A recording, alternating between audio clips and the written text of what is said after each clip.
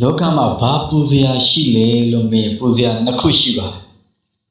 ကျမ်းမာတာနဲ့မကျမ်းမာတာဖြစ်ပါတယ်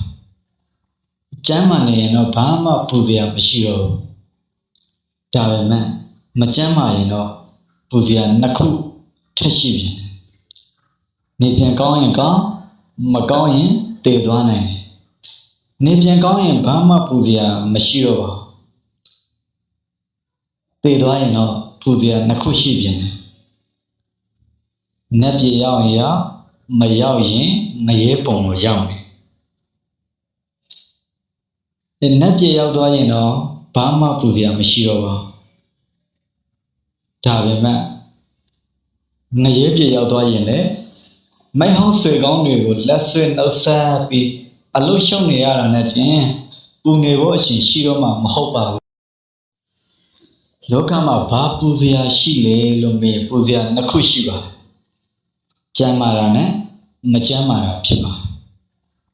ကျမ်းမာနေရင်တော့ဘာမှပူစရာမရှိတော့ဘူးဒါပေမဲ့မကျမ်းမာရင်တော့ပူစရာနှစ်ခုထပ်ရှိပြန်တယ်နေပြန်ကောင်းရင်ကောင်းမကောင်းရင်တည်သွားနိုင်တယ်နေပြန်ကောင်းရင်ဘာမှပူစရာမရှိတော့ပါဘူးတည်သွားရင်တော့ပူစရာနှစ်ခုရှိပြန်တယ်နတ်ပြည်ရောက်ရင်ရောက်မရောက်ရင်ငရဲပုံကိုရောက်တယ်နတ်ပြည်ရောက်သွားရင်တော့ဘာမှပူစရာမရှိတော့ပါဒါပေမဲ့ငရဲပြည်ရောက်သွားရင်လည်းမိုက်ဟောင်းဆွေကောင်းတွေကိုလက်ဆွဲနှုတ်ဆက်ပြီးအလုရှုံနေရတာနဲ့တင်